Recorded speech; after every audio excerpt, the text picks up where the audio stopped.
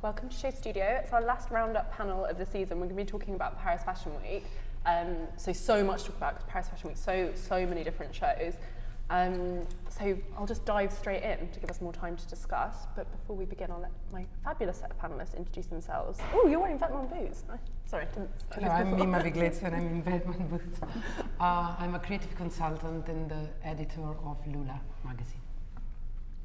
I'm Masha Mombelli and I'm Stylist and I'm wearing Russian school dress uniform. Hi, I'm Gianluca Longo. I'm contributing European editor for W magazine.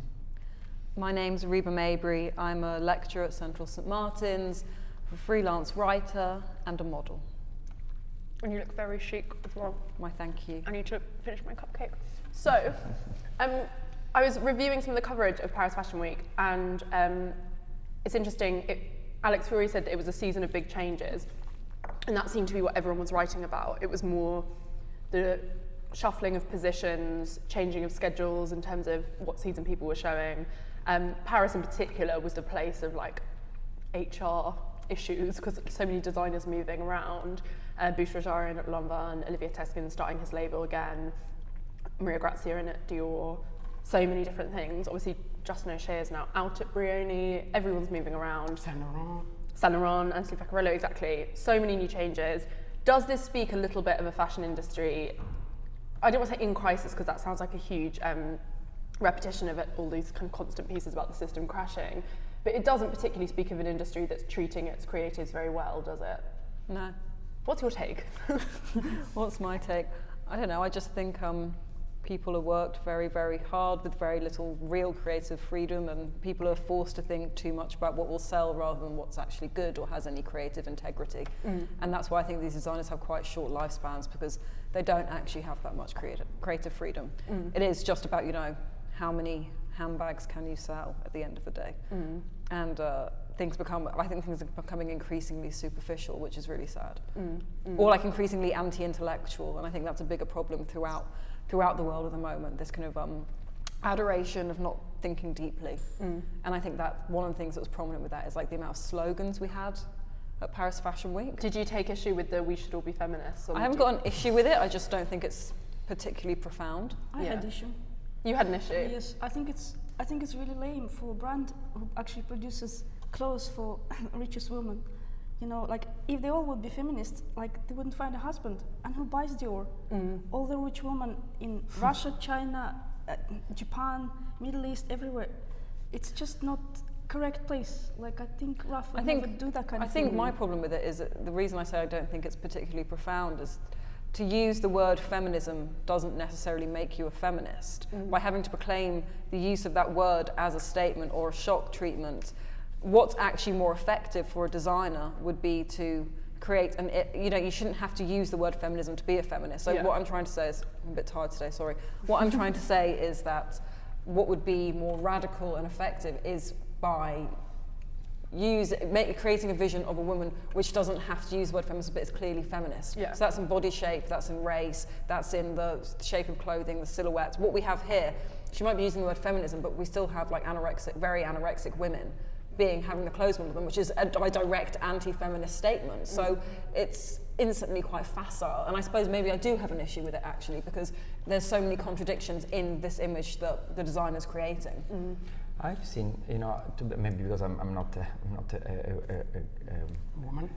You're like, what are they? I just saw this overuse of slogans just as a trend. I mean, they all come from Vuitton. Whatever you want to write, to be honest, I don't even care. You can write whatever you want. You can use also, the four-letter word or whatever.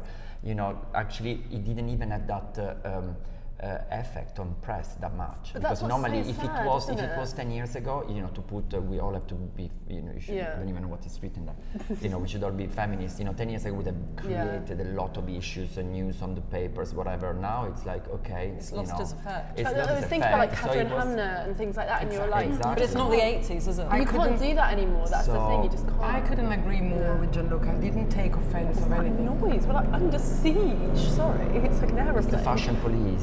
They're coming. Maybe Dior. It's a Dior have helicopter. sent someone. I didn't take offense of anything because I think it's so superficial. Yeah. What I thought more is that, I mean, we were there, unfortunately, at the time of Franco Moschino and Catherine Hammond. That was political, and those were statements. Now it's just a trend, and you know, Vetements puts DHL, and they put we should all be feminists. So I'm not trying to downplaying it. No, but I it is commodifying these issues. I Yeah. don't But think so. Vetements, Really?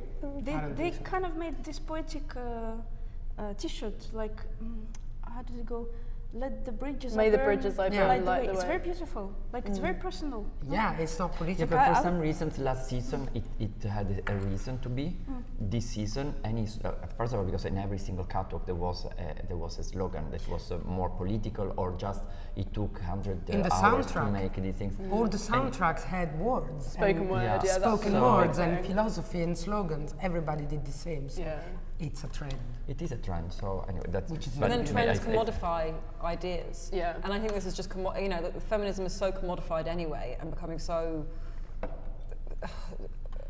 shallow that this is just an even larger exaggeration of it. Well, it was as shallow as another slogan at the Dior show, like Dior. That was help me. Dior. It was like Dior, Dior, no, like- Dior not Revolution. Dior. Your revolution, Yeah. which was Yeah, the R into exactly, bracket, or yeah. you know the. I think what's J'adore- a shame with j'adore it is Dior. it is a big thing in a way that it is having a woman in that position at such a huge house. It's the first time there's been a female creative director. So it's like, I do agree with what Reba's saying. It's almost like the act itself and the collection itself and the way that brand operates. That's what needs to be feminist. It's not about Forcing using an that image. as like a PR And then that line. becomes And I suppose- commodified. Yeah, and I suppose that But was. it is a PR line, Yeah, unfortunately, I think. but that was actually, I suppose, the main reason just to do such a slogan, because of very Yeah. much having the first time at the House of Dior having a woman. Yeah. And I've got problems to say woman in English. Designer there, you know, after so many Yeah. men's designers in the time of Christian Dior himself. So I suppose it was very much that message rather than the real Yeah. message, the real words on the T-shirt. But that's my take on it. But I think we have to take a step back and once again say, if you know she's putting T-shirts and saying we should all be feminists on T-shirts, but then she's not using a diverse selection of models in terms of body shape. It's just embarrassing. It's actually embarrassing for the designer because it makes her look stupid. Now I know stupid's a strong word, but like if you're using girls who are clearly very underweight, that's not a feminist message, is it? Because it's just going back to the most archetypal, basic stereotype that women have to face every day. But I've always found that a problem in fashion, and I think that's why I get so frustrated, particularly with Celine, when people talk about, you know, these women's designers and women making clothes for women and all of that, and these terms that are really easy to throw out, and it sweeps over these kind of huge general problems that happen in fashion, which are huge in terms of body shape and representation, etc. And it's always a problem at the shows. And I don't know, you seem to be less. Yeah, I'm a little bit, I'm not talking about you guys, but I'm a little bit bored about all of this because I don't see these things like statements, you know. I think feminism is a very important thing and a very important word, and I think it's used in discussion in a bit of a superficial way. But this is I don't think this is these it. girls are anorexic, they're just thin models. They were anorexic in Hedi Slimane shows, and they're very different. I think this season, luckily, we're going back a little bit with more, you know, pink I can't tell the cheeks and- difference between these girls and the Saint Laurent girls. I do think the Saint Laurent Okay. girls were No, the Saint Laurent girls were very thin, And but I there's think much more diversity, and I mean, yeah, there's more white models in fashion. We have said it a lot, and I think the real problem, which we never get into that much, which is the really kind of messed up thing in it all, is if you really, really challenge people in fashion houses, what they'll come around and end up saying is, rather than trying to do this I don't see colour thing or whatever, they'll be like, it sells better if we have a picture of it on a white model. I mean, my well, yeah, sister that's why you see all those skin lightening creams for sale. That's why you see white models comes used down in to money. I country- mean, yeah. me and my sister modelled quite a few shows at Paris Fashion Week, and my sister modelled at one. I'm not going to say which one it is, but she modelled one. They bound her chest before she went and modelled, and all the clothes were very baggy, oversized clothes. And my sister's like got an amazing figure. She's not flat-chested, but she's not kind of like extravagant in her chest size. And for me, when I found out that they bound her chest, I was so upset. And this is like a big house she modelled for. Yeah. And I think just the action of binding a young woman's chest when she's wearing like it was like a baggy jacket she was wearing, it was so draconian. Yeah. What's the point in should say booking no. her? Because, She shouldn't go. she's very beautiful, your She sister. shouldn't even and cast.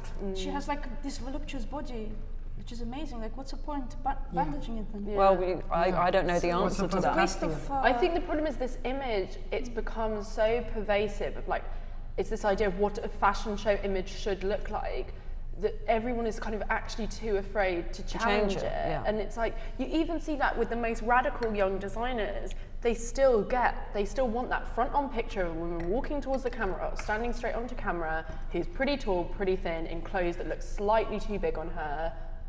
That's what everyone wants. It's a format issue as well. It's like people are blind to experimentation in that form, you know. Well, I think people think something like tits, you know, if girls got tits, is distracting. It makes maybe it makes the clothes too sexy, you know. Could be. What if It somebody could would be. see the nipple? They give too much personality. If you have a body of a real woman, then it gives some personality to the clothes, and they want the clothes not to have a personality. But then that's what's so weird at the moment, because I do agree with you in the sense it is a time for models, and you really sense this, I think, this Paris Fashion Week, where people are using these personality girls. It was more in Milan. More. There Milan, are even more in Milan, I Milan agree. was more But than then London. why I then think do they it's not- changing it's- little by little. Yeah. It doesn't. Rome wasn't made in a day, but I think the the Saint Laurent show by Vaccarello, which wasn't my favorite show because I particularly hate the 80s in fashion, but he really made a statement of diversity. He really wanted to do something different than what Hedi has done, and it was probably one of the most diverse, if we can say. Do you mean in terms of race? Yeah. In terms of casting, yeah, and not only race but also look of girls and I don't think age, but I mean, Yeah, I remember thinking that was his statement. But there's no one who's ever. I don't. I think if we're going to talk about like the political climate we're in now, and we're going to talk about diverse, you have like cis girls and cis boys. You don't have anyone who's gender non-conforming here or trans. Yeah, So I don't think it's actually diverse in that respect. yeah. I disagree. I think the problem is also with this show is I think it's representation of women. I find it really frustrating at the moment, and I talked about it on the Saint Laurent panel because he had the girls with their breasts out, and I said it's going to become an easy tagline for journalists to write like Anthony Vaccarello, free the nipple, oh how progressive. Well, Vanessa did it and she made fun of that. But Vanessa it- Friedman, yeah, she made fun of but that. then a lot of Very cleverly. outlets didn't. They were like, oh, free the nipple, and it was just an easy thing to say about this collection. I didn't think this was remotely progressive and a kind of like free the nipple, embrace women's. Like they look very, very conventionally sexy. They don't look liberated. Oh, I don't wasn't talking about that. I was Yeah. talking about race. Yeah. No, I know, but I didn't just like- particularly didn't like that show, so you know. yeah, I just thought the bearing of the breast, it was just. It's not. It's very clearly a gay man's idea of sexy as well. Do you think? I just think it's a conventional idea of sexy. It was very conventional. Yeah. And actually it worked. No, looking back now, it actually really worked. Yeah. And It worked, you said? It worked, I suppose. And then also the diversity of people is used from Carmen Pedaru to Mika and everyone. I mean, there are a lot of different shapes of women and black and white and any sort of things. I think the clothes are really restrictive. I don't think they're sexy. I think just because they're showing a bit of nipple and a bit of leg, I think if you look at the shapes, they're kind of. But do you know when I say it's a conventional idea of sexiness? You know what I mean? Like it's like I don't think it's sensual in any way. no, it's not intelligently sexy. It's No. just like if you wrote down, you know, sexy fashion, short skirts, sheer tops. But don't you think like, they want to go beyond that now? 100%? I Yeah. think he went a lot to archive and kind of like created a lot of. Tiny bit too much. Yes. I don't know. For me, I thought bit it was literal. really interesting show. You really- liked it? Yeah, I liked it, and I liked that it was kind of different than what Hedi Slimane was doing. Although Oh it yes, was really I think it's great, better than that. but it was. I didn't like every piece, but like first leather dress. really My beautiful. problem is I felt like felt confused in his brief about whether he was making a Saint Laurent collection respecting the codes of Yves Saint Laurent and the house, or whether he was making a collection that neatly followed on from Eddie Slimane's work at Saint Laurent. It felt like he wasn't quite sure what his brief was. I think the That's brief was very well more said. I think the latter was literally the brief. Yeah. I mean, you know, why to get Anthony Vaccarello because it's the closest The closest. to the aesthetic of it, but making it be more. Which is in a way a testament to Eddie's success, because you don't see that at other houses, them trying to like get a new creative director that's going to be almost identical to the old one. Like Dior, you know, Maria Grazia is very different to Raf Simons. But do you think that's a pressure because Eddie was so commercially successful that he's scared of, Absolutely. you know? Absolutely. I mean, they're not They going to buck that trend. You know, it was like the figures that he managed to produce were incredible, and across all different categories. You know, it's easy to flog more bags, but he was selling more clothing, more shoes, more jewelry. The store in Paris was packed every day because He made people it like wanted $1 to billion buy company. It's huge. his last collection. And you It can was see packed. it's genuinely also influential in terms of how people dress. Like if you go to the high, I know this is a weird way of marking whether a fashion collection is successful, but if you go to the high street, it is still the thing that is getting ripped off the most. And you see it if you go out, you know, if you're out clubbing or you're just walking around, girls who maybe, you know, are interested in clothes, maybe they read Grazia, maybe they read Elle, but you know, they're not like spending a lot of their income on high fashion. They look like Saint Laurent girls because they've gone to Zara and they've got the like the little tea dresses and the leather jacket. That look is everywhere. So I think they're just not going to want to buck that. No, are not they? yet. Like they won't. But I don't, you know what, now looking at all the models, there hasn't been very many Asian girls. No. I think the modelling thing, I just don't know when it's going to change. And I also think that the problem is designers always say the same thing, which is actually a valid argument in some way, like for the younger designers, less so for the bigger brands, is it is so expensive for them to produce samples in all different sizes. So I do think that's what's hard of showing different shapes on the runway, is you have to produce all your samples pretty much in one size, otherwise it is so expensive. So it's like, you know, It's impossible. Rick Owens did that few seasons Rick ago Owens, when he but then did the Rick, step and I know dancing. Rick's But not it's a huge. different I think dimension. it's, It's a different and also dimension. it's a different dimension, Yeah, exactly. so- Yeah. Actually, It's talking about Rick, I think his show was incredible. His show was Yes, amazing. It was amazing. one of One of the best of the literally one of the top season. 5. Yeah. So beautiful. Why was it so good? I don't know, he had a kind of a lightness to it, and Yeah. the use of colors. It was not only black, but you know the lilac yellow and was the amazing, yellow, and yeah. then the yellow mustard, and then the end with all these His shapes. shapes in color They- are incredible. I don't know, it works so well. And you know, just before coming here, I saw Sarah Burton from Alexander McQueen. I was just telling her how amazing the Alexander McQueen show was. We have to talk about that too. Because I think. I said, you know, we all loved it without giving any explanation. So Rick Owens was like that. You know, when a show is perfect from the beginning to the end, everyone agrees that it's beautiful. Beautiful, yeah. It's organic, it's well styled, it goes well from the first to the It last feels outfit. authentic, You don't yeah. have to justify anything. Yeah. While on other shows, and there have been a lot in Paris, where you Yeah. have to try to explain Explain why why you it's liked it. good, Oh, yeah. because go back to the archives, not go back to the future, not go back to the woman, not the woman that is Yeah. in me, not the woman that is not in me, the girl, the mother, the daughter, who is this child. When you're starting to give too much explanation, there is a problem. Yeah. While Rick Owens and McQueen, I suppose, the It's two of visceral, them, isn't it's it? just perfect. Yeah. And that's where- Loewe for me. Yeah. Loewe But beautiful was is incredible. not exact science. It's just a point of view. A point of view, but you know, No, but it's a when coherency, 3/4 of isn't the it? audience Yeah. like it, and you know, when it's perfect, then it's your aesthetic or not. It Yeah. depends. But when it works, it works. I think You it's- don't it's have to this- explain. It's You so don't have to beautiful, that show. explain exactly. Yeah. So But I think it's just like what you're kind of explaining is this like effortless coherence. coherence, Yeah, and that's, that's what sometimes exactly, designers yeah. don't get. A lot of designers, you know, it's not that you can tell difficult. that they're not exactly sure of who they are or what their message is They or what their try to vision be is. someone else. And there's nothing worse than sitting at a show.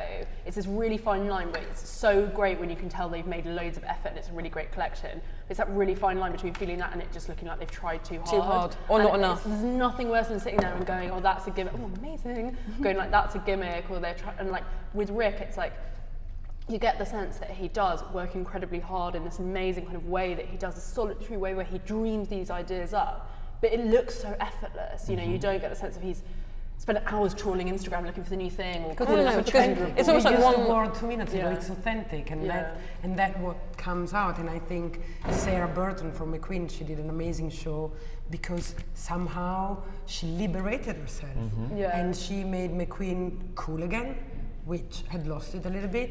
It was incredibly well made, and you know that I mean, foam with still of the the sea same dress. codes I mean, of, you know, used but before, without whatever, but- exactly but without being incredibly light. And I cheating on the suppose- codes. It was you know, amazing. for spring summer, you want lightness on a catwalk. You want to see collection that, you know, I'm sorry, maybe I'm too conventional, say spring No, summer yeah. lightness. Allow, that's what it should be. Yeah. And when you breathe that, when you're Yeah. sitting there at the shows, that's already 1 point up. You know, Yeah. it's We were I sitting think next it's to each other. it's been a really hard time for McQueen as a brand because you think obviously McQueen himself passed away not that long ago, and then you get Sarah Burton in, and then there was a Savage Beauty exhibition, so this huge spotlight on the brand, and I think it's always just a really hard house in a way. It's a bit of a poison chalice in the way that all big houses are, of, you know, her not doing the McQueen thing. She's never done the big sets, the fashion theatre. It's always been, so it's nice in a way to see her do a collection that was so well received, because I think it is a tricky house. I mean, I think maybe there was something about being there, because I looked at this, I liked it, but I didn't feel that sense of like people were like gushing over this. I can tell it by seeing the photos for the first time, because those clothes, you have to go and touch the clothes. I mean, the way they were made, the lightness of it, there was this thing about the sea, the foam of the waves, and in the last look, when it moves, you literally see it. And the way they so move. the how do you say, the craftsmanship and the but quality also the way they was moved, just mind-blowing. the way they moved on the models, and that's what, you know, that's what the joy of a catwalk. That's what we really not love meant for being photogenic. there, because you know, you really see these clothes moving. It was so And, you know, if beautiful. they, you know, yeah, it was wonderful. I think the shame with McQueen though is they never quite seem to marry what they show on the runway with what you actually see in the stores. The commercial collections always feel really Completely different. so, you know, it's like bumblebees on bodycon dresses, and I just think that's Oh, look at that one. That's gorgeous. a Also shame. because they're very expensive, I think. Yeah. They're almost, I mean, they're couture prices. It's a very couture. Right? Yeah, Yeah. it's The very prices, expensive. the prices are. They probably do private sales. At the time where I was at the group, but what Lee was designing was actually going into the store, and it was expensive, but not that expensive. Now it's almost unachievable.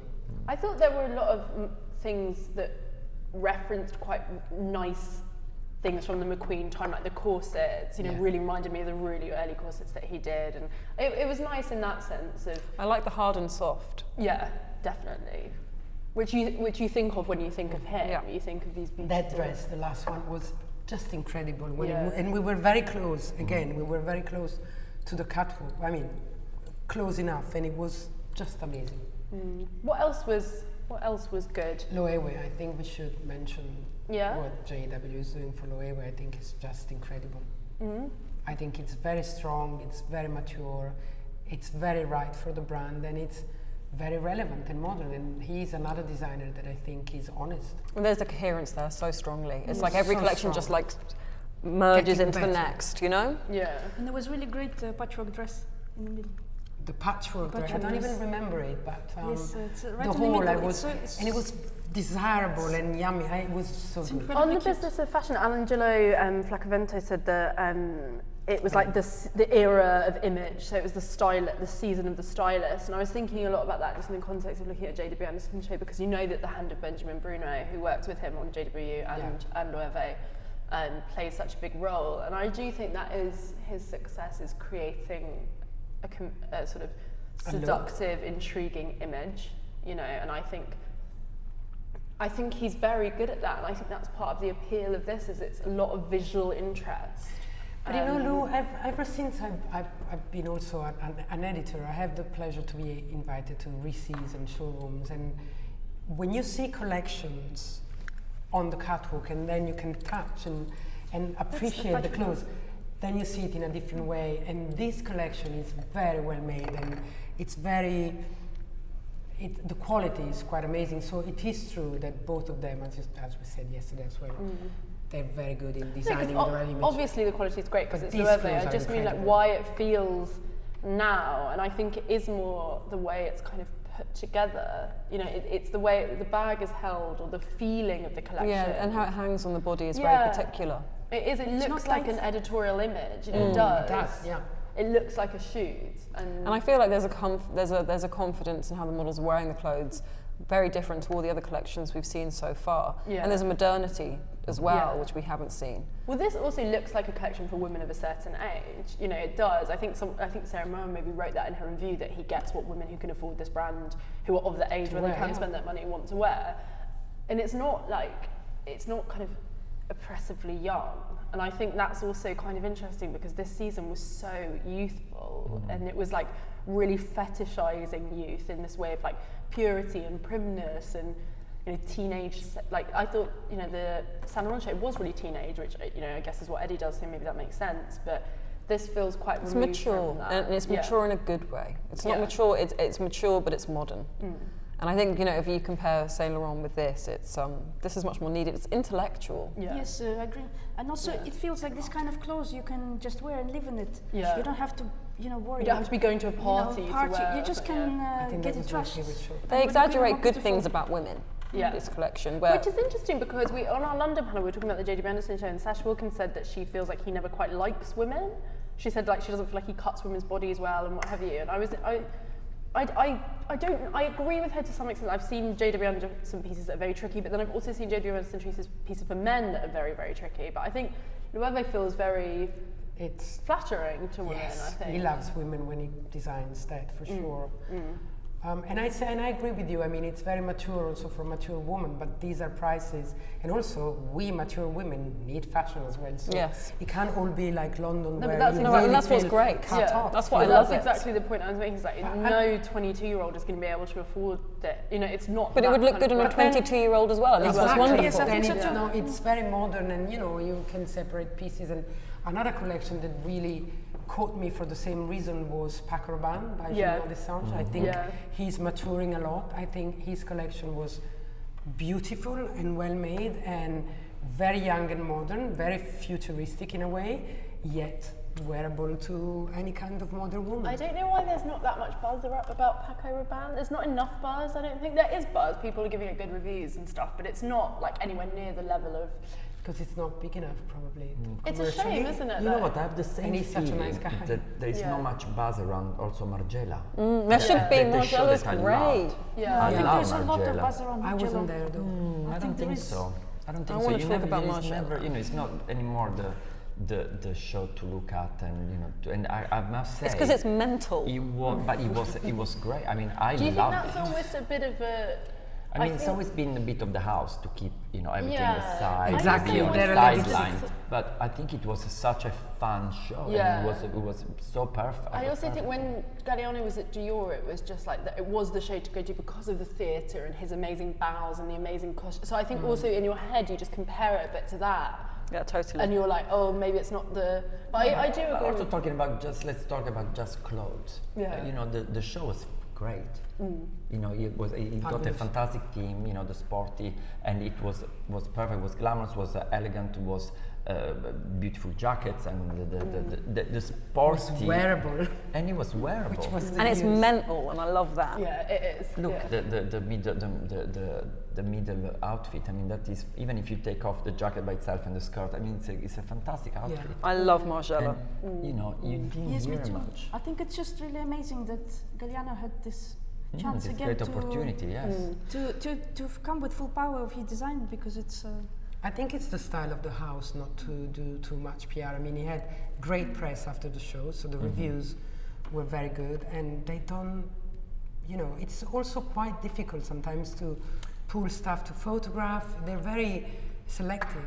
It's their style, don't you think so, Gianluca?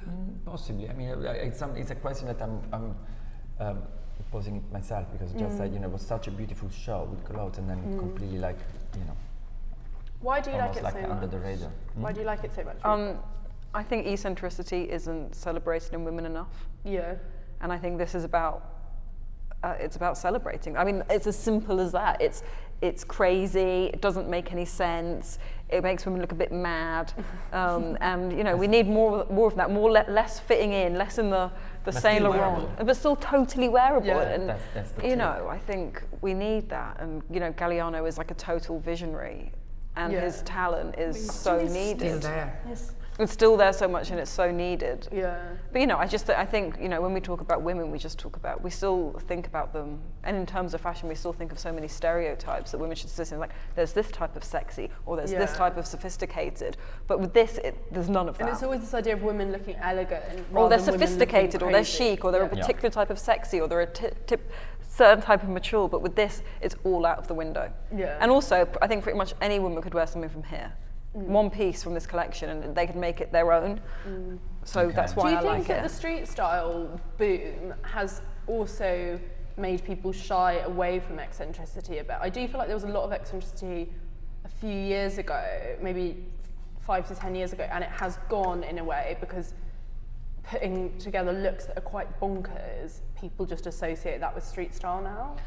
You know what I think it is, and I think this is like a good lead into the next collection, is I think, as obvious as it sounds, we're living in unbelievably conservative times, and I think in the fashion week, fashion month, we've seen a lot of very conservative stereotypes of women, and I think there's nothing that exemplifies that better than Balenciaga. It was all inspired by kind of like 1980s right-wing women in a way, the power suits, the kind of a very strange kind of like frigid sexuality. And I think what I like about Margiela is it's free, it's not trying to be cool, and that's what's great about Galliano. He's not trying to be anything, and Balenciaga's so aware of how cool it is, and it's becoming a little bit nauseating, I think. Yes, but I think it's for me it's amazing. For me it's like I felt like it's a punch in the face.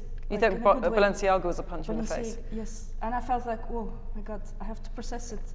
It's very, very complex, and I think it's really, now, it's very like, I don't know if there's another collection who just says about today.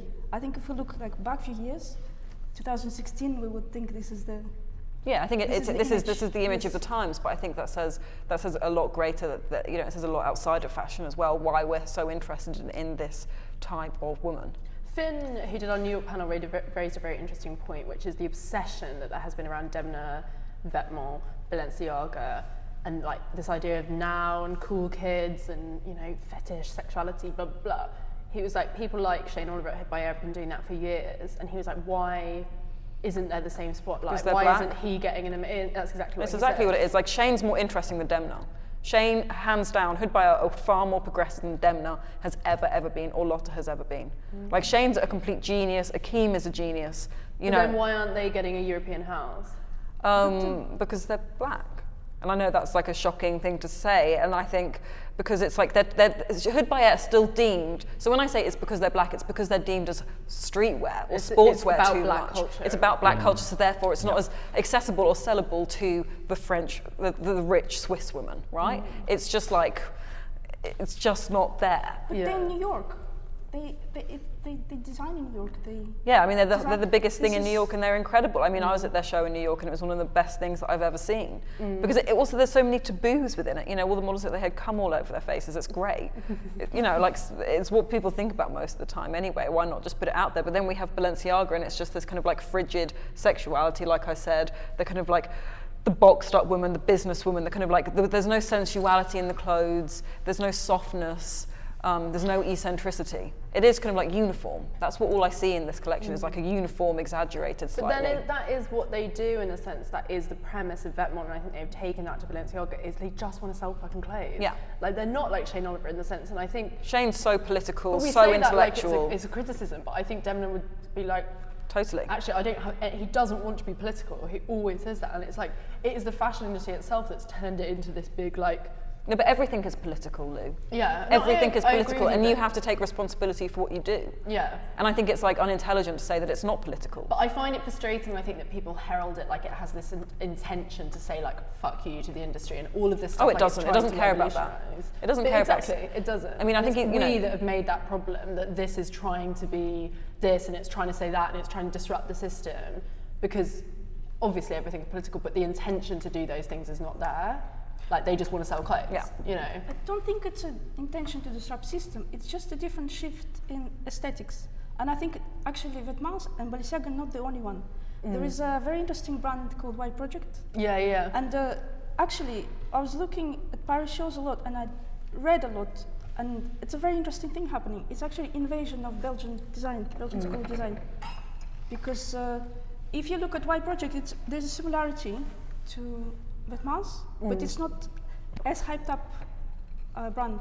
It's kind of like it's a bit more under the radar. Not many people know it, and it's just so beautiful. It's just a kind of combination of something very hard, like this leather pants that crunched up the knee, and sleeves that are like, so long. And yes, and very feminine. It's very beautiful, and also it's kind of like models that they use.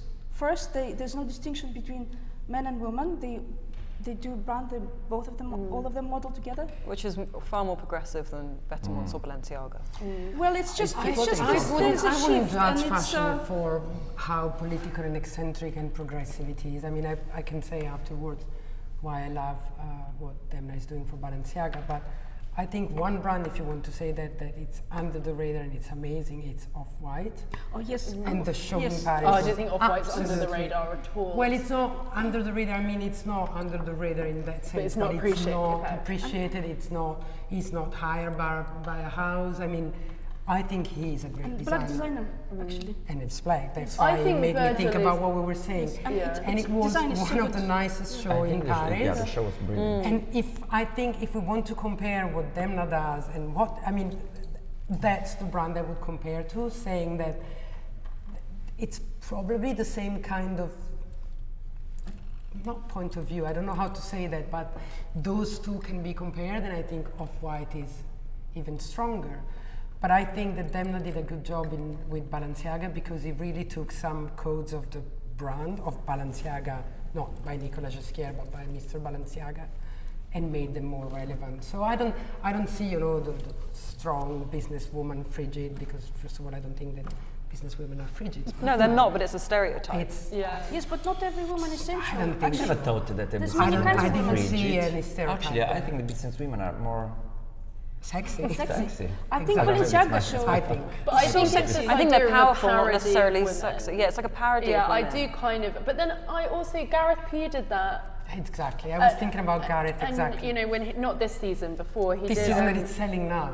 Yeah, exactly. And it was all it was like Margaret Thatcher, basically. And a lot of people really took issue with it. They were like, oh, it's dated, blah, blah, blah. But then actually, a lot of people were like, no, who's reclaiming? I think it's complicated. It is really, really complicated because... Well, it's always going to be complicated if you have a male designer designing for women, no matter what. And so many problems within the fashion industry evolve out of that tension. And it's something a lot of people don't talk about, but it's something I teach a lot.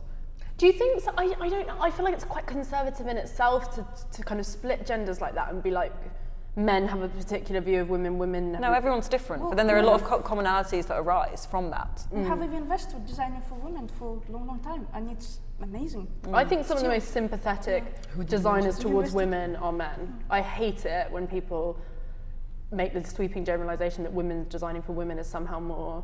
Like, I think...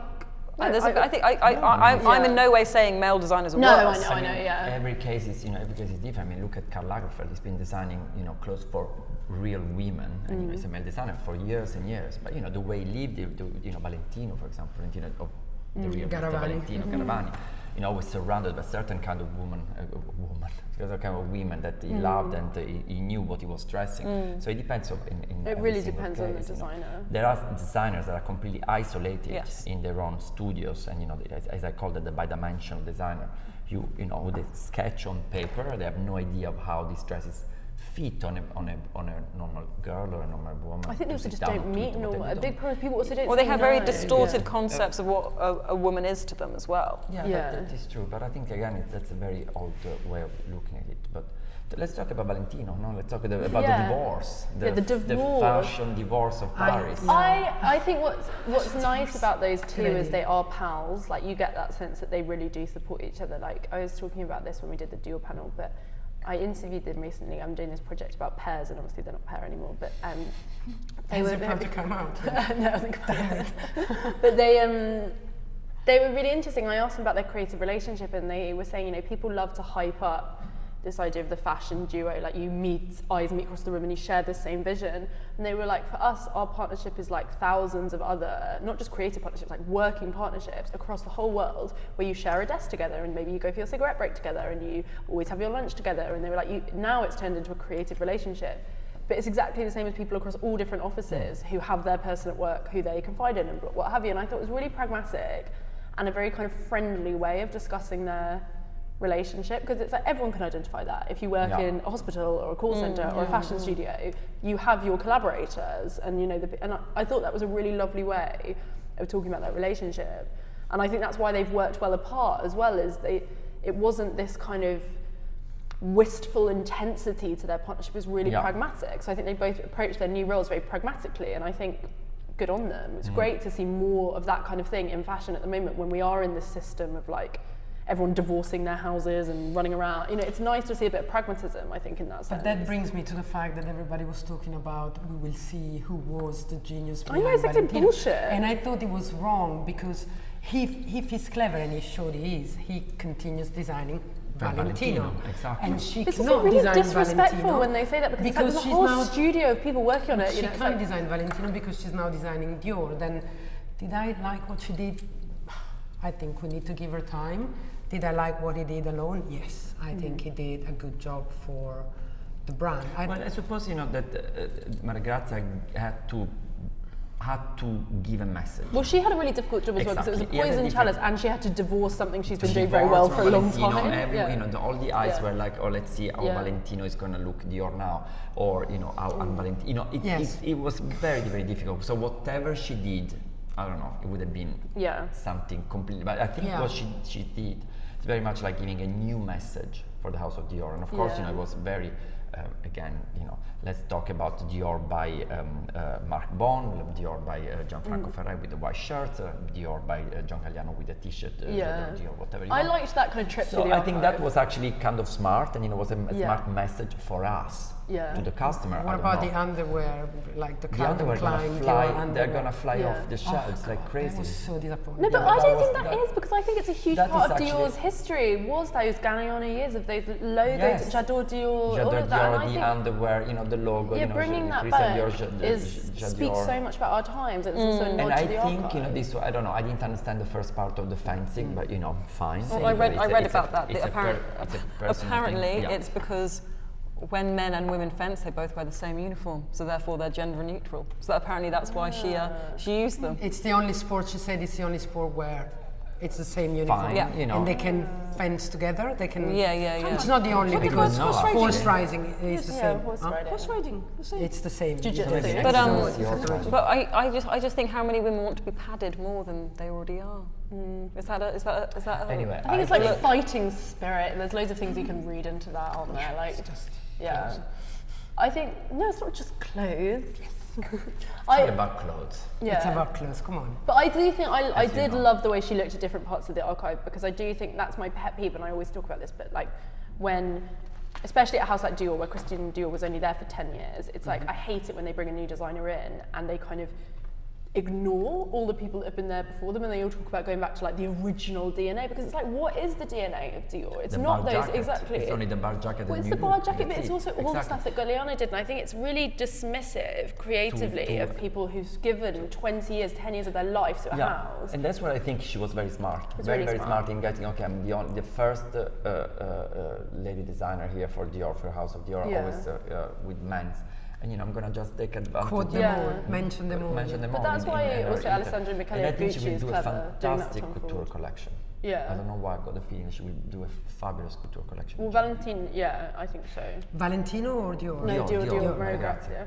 Can we talk about Comme des Garcons? I loved it so. That was even Junior. I mean, much. both of them were just brilliant. Yeah. But Comme was just, Comme actually just gave, as I always believe, how smart she is.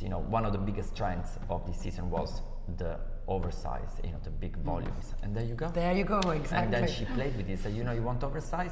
I go even more oversized. It And was amazing. again, it was a fantastic exercise. Yeah, it's mental. in fashion. Yeah, it's good. And I like the way if you were wearing it, you would literally like no one could grope you, very political given Trump. Like, That's it's for very good to sure. wear around Trump. For Hillary sure. Clinton It's should get an armor. one. But like, it's quite like you would like knock people out it's so like all the things that clothing is not meant to do. I just love it. And they all look like they're kind of like emerging out of it. It's amazing. Well, yeah, it's amazing. I love it. But it's an amazing thing about Reba Maybury, how she organized her business and her life, that she can do anything she wants, Yeah. and she doesn't need to ask for money for that.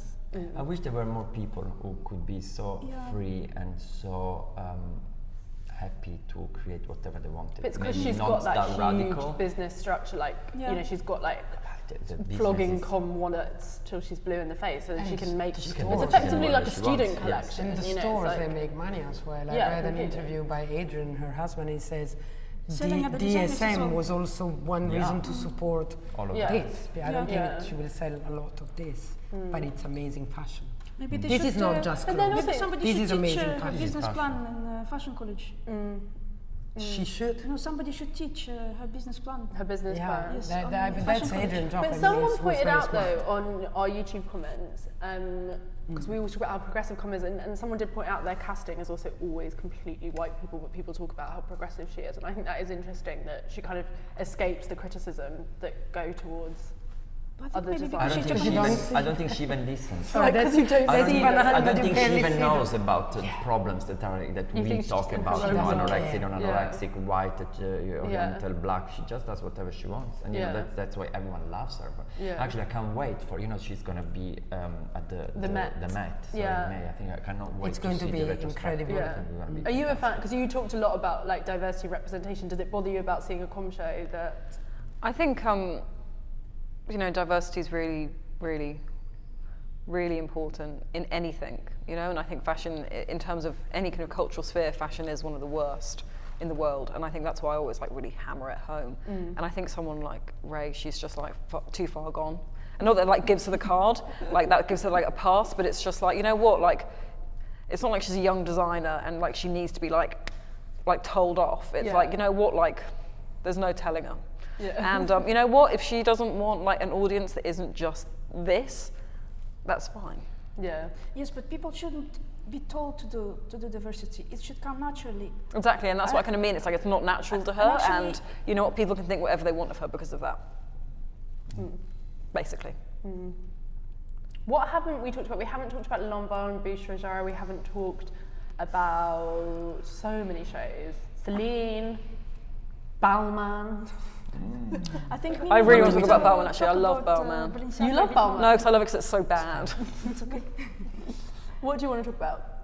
No, I was mentioning the big ones that we haven't mentioned, Yeah. and one is Vuitton. I mean, that. Did you like Vuitton? Well, I mean, as you know, I'm a bit biased. I love Nicolas. I love his work. I think he's one of the great innovator in fashion. I liked this show, but at the first, when I got out of the store that it's going to be, I was a little bit underwhelmed if I compare to usually. But then I went home and I started looking at it, and I looked at it again this morning, and the more I look at it, the more I like it, which I think it's probably more important than first. I was there.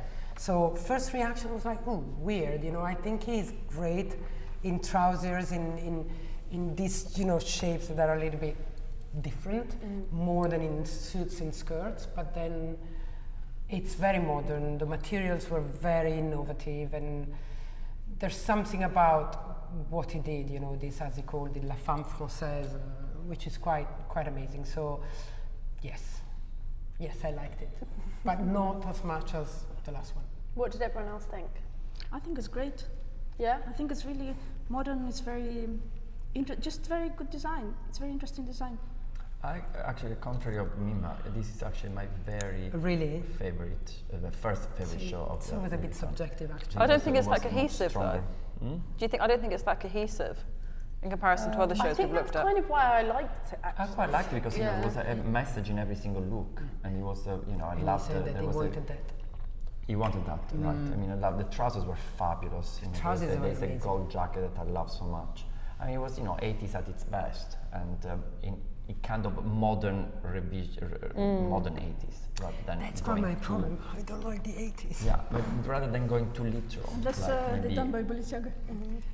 What are you going to do next season then if you don't like the 80s? It's screwed. Everything's 80s this season. Yeah, but maybe Balenciaga, exactly, because it's like making fun of the 80s, and I sort of liked it, but it doesn't matter, I don't need to.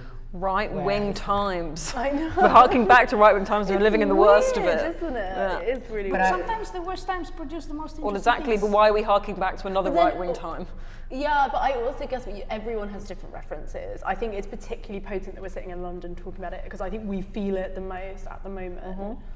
Probably the same as if you were an American, but I don't think it's the same for everyone. No. I think we exactly. think a lot about it because of Brexit and Trump and all of that. But yeah, it's slippery in terms of we talk about being a political designer, but everyone's politics are so different as well, and I think that's what's tricky sometimes with you can feel something about a collection that it's out of step, but then it's only out of step with your kind of perspective. Do you know I think what if a historian was to write about it, what would they say? And I think that's the perspective we should look at it in.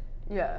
A historian would think about the historical context of the political times we're living in for most of these designs. And I think we say, like, we think about Brexit because we're in London, but Brexit affects everyone in Europe as well. And also, you know, like, it affects our economy, it affects their economy. But I just mean everyone's priorities are very different in terms of, like, there are designers, I think, like, you know, someone like Charles Jeffrey is interested in promoting, like, queer identity and freedom and, you know, revelry, and then you have different designers who are very much wrapped up in club scenes and what have you. There's other designers that are much more interested in representations of women, and I think it's hard to put them all in the same category of priorities and all being informed by the same But I think things. everything we've kind of looked at today has been this kind of harking back to, like, right-wing women of the 80s. Yeah. And I think, you know, there is something to say about that. There is a lineage there.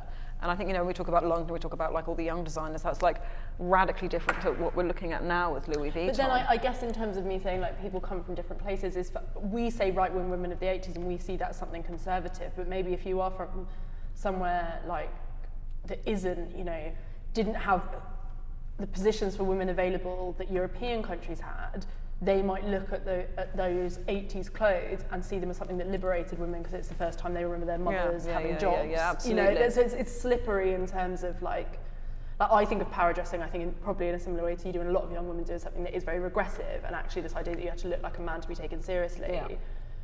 But then I also come from a country where women have effectively worked since, you know, the interwar period, whereas there's a lot of countries where women haven't, so they probably have a very different relationship with different 80s women's understandings workwear. of history, but ultimately these clothes are going to be sold to women who can afford them, and who are those women? Yes, but we're talking about sorry, I keep on bringing Balenciaga. Actually, I think this show is idea, and it's kind of like ironic 80s. But I feel like what is happening in Paris is actually very interesting, because there are few brands that we mentioned before, like with Mars White Project, and also very interesting designer Loewe. They're designing clothes now for current generation, and I think it's a very, very interesting shift, because they actually wear clothes, they design clothes for themselves, for people they know, for their friends. For their friends. I feel it's more than friends. I think it's like those people can't afford. I think if you're going to do that, and we're talking about this on the London panel, this is why I really like Marcus Almeida, because whatever you think of their aesthetic, whether it's you or not, they design clothes for young women, and they make clothes that are a price point that, yes, not everyone can afford. Obviously not, fashion is very elitist in price point, but that feasibly young people can afford. But I find it worrying, like that is always my slight issue with Vetements, is like, all about youth and stuff, but I'm like, who are these young people that can afford? It's so international expensive. students. No, there's lots, but I think it's not just so much like you're my fan, buy my clothes, because actually Vetements look you can so easy to do by yourself. That's like, one of my students was saying that on Monday actually. A charity shop, buy men's suit in trees, and you would look great. I was teaching first year St Martin students on Monday, or was it Tuesday? I can't remember. Is it Tuesday today? Anyway, a couple of days ago, and it was kind of like I was kind of giving them like a lecture and like it was kind of like a tutorial, I suppose, about the importance of being at St Martin's and its kind of like radical history, and you know, talking about its legacy and why St Martin's legacy exists is because people have thought alternatively, and how that stems from, you know, their next 4 years at St Martin's. And I was basically just kind of like a talk where they were getting to know each other, understanding their tastes, understanding their interests, how they all correlate together, how it's going to inform their work. And then I started talking to them about how they dress. And, you know, I was saying to them, if you don't get any joy yourself out of dressing, there's no point in you studying fashion. I'm not saying that you should go out and dress like one of Charles Jeffrey's lover boys, but I'm also saying, you know, you have to have a personal relationship with it. And there was a Russian girl, and she was saying, oh, you know, the reason I love Vetements is because I can go to a market and I can buy like a t-shirt for €1. But you could also, but what I was also saying is like, you can go to a market and replicate any look you want for £10. But I think, you know, with Vetements there's like absolute easiness, and it's like, it is just a big t-shirt. There is like a lack of imagination there almost. It's like, oh, you buy like some, you know, you buy a tracksuit, but you know, I was saying like, you could like recreate like a 1970s River Girl Yves Saint Laurent look if you go to a charity shop for a tenner probably as well. But there is something so simplistic about the Vetements look that is so accessible. It's simplistic. I think it's just, you know, I find for me it's amazing to see women on the catwalk looking without piles of makeup and with kind of like unbrushed hair. And I think for me, I can see like in the brands that we talked about, also Berlin influence. Yeah. Where people in Berlin actually look very interesting.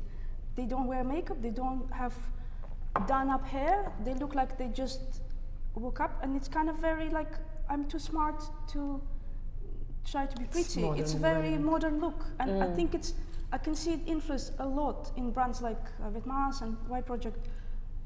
And there's also Russian influence as well. It's like there's definitely and like I think that's Russian fashion mafia in Paris. Yeah, There is even a t-shirt. There is a big one, yeah. There is like a New Order Russian fashion mafia t-shirt. I'm very conscious of time because I know that Gianluca, you have to go and be fabulous elsewhere.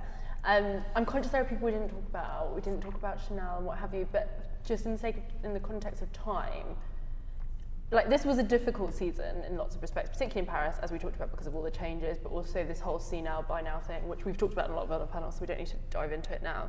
But what do we think of the current sort of state of fashion? Do we have reason to be optimistic or not? I think we should always be optimistic about fashion. And actually, maybe you're gonna all hate me, but you know, when you see a show like Chanel, or when you see a show like Celine, or you know, Margiela, and you know, you see beautiful clothes, or McQueen, then you know, you're super optimistic, you're happy, and you see, okay, there is justice there. So you think we just need to feel a bit more lucky that we get to enjoy it? Exactly. I mean, we're going through a very funny time, you know, politically and economically. Nobody knows, nobody's selling, luxury is killed itself. So it's a lot of elements there, you know. You're right. The democratization of luxury is that's what we are surviving. That's what we are experimenting now. But you know, everything goes so fast, and we've always been gone. You know, we've all gone through the worst, and then come back with some new ideas. In the most difficult moments, something else new comes up. The Balenciaga, the Vetements, the Effects, the Slogans, the fashion divorce. You know, the Emperor new clothes. There will be a lot of things to see and to create and to smile at, for sure. That's really nice. That's lovely. I think the reason why I'm not that optimistic is not fashion or the designers, it's the economy, it's Brexit, it's Trump, it's what's going on, it's the environment, whatever. And that's why I think fashion was a tiny bit more approachable. I think, as I don't know if it was you yesterday, said these designers, they don't live in a void, you know, they live the same problems that we live, they're in the same economy, and apart from what their bosses tell them, most of them were more approachable than you. The usual non-approachable one or non-wearable one, they were more wearable or commercial, if you want to use this forbidden word. So, you know, everybody is thinking, what am I going to do? Am I going to sell? You know, but then fashion, as you say, will always survive. There will always be a new idea, and I think it was a pretty season. And you know, it wasn't a boring season. The worst of the moment, you know, wearing a new frock, you know, in a new day makes you smile, makes you happy. So that's what fashion is about. I want you to like call me each morning with a motivational thought. You're like really, really nice. But that's what fashion is about. It's always been the same. You know, look at the after war. I mean, in Italy especially, you know, it was all the new look of Dior. It was all the explosion of we have to keep on going. So let's dress up, let's put makeup on, and then we smile. One friend of mine once told a really beautiful thing. He said, fashion is like it's like a sky full of stars. Oh, that's nice. I think it's really full of stars, where there's place for Valentino woman and Yves Saint Laurent woman and Vetements woman and any other kinds of woman, you know. And the Chanel woman. You know, actually, I really enjoyed the show. I don't know if it was the music, I don't know, whatever. You know, it was younger, cooler. You know, especially a designer like Karl Lagerfeld. So many people should just take inspiration, get inspired by him, to understand the length of the time there is insane. It's insane, but also to get the feeling, to breathe the moment, and managing to reinvent every season a different look and different things. So tired. I don't think he ever thinks about it. It's like sharks, keeps on going, you know, until there's oxygen, and you know, swim till they die. And you know, he has an idea and it just happens because they can. So that it's just an idea machine. I read about him that he has a contract that he can pick his designer would be after him. Really? Yes, I think read he's already about picked it. I think he knows who it'll Or be. Yes, I think so.